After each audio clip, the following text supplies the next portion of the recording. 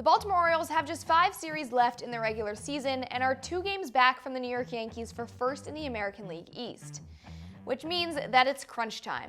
Now, if the season were to end right now, the O's would receive the top wild card spot in the American League and a home field advantage for a 3-game wild card series. But that's enough playoff talk for right now because the O's have 1 more series left in this road stretch, and every game counts. So I'll preview that upcoming one and recap the last set here from the PNC Digital Desk. I'm Klaff, and this is presented by PNC Bank, brilliantly boring since 1865. But before I get into tonight's matchup, the O's are coming off of a rest day on Thursday, so here's a refresher on the last time out.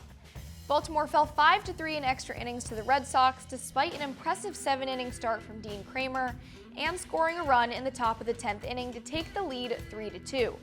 Emmanuel Rivera had a big night, hitting a solo home run and bringing in Austin Slater for that run in the 10th. But with a gutting result, Tyler O'Neill hits a 3-run homer off of Keegan Aiken to steal the victory. So after a reset, it's time for the O's to get back on track against the Detroit Tigers. The Orioles will host the Tigers next weekend, but for this one, Baltimore stays on the road. Detroit is 3.5 games back from that final wildcard spot, but they're coming off of 2 series wins against the Rockies and the A's, and are also 28-22 in the second half. First pitch in Motown tonight is at 6:40. This series and the rest of September really keep an eye out for Gunnar Henderson, who has certainly been playing hot the last few series.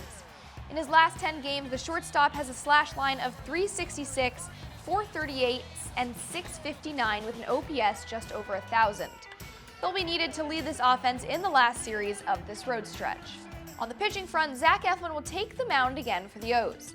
He's coming off of 5 2/3 innings with 3 earned runs to his former team, the Rays, but Baltimore is happy to have the righty back from the injured list for this tight playoff push.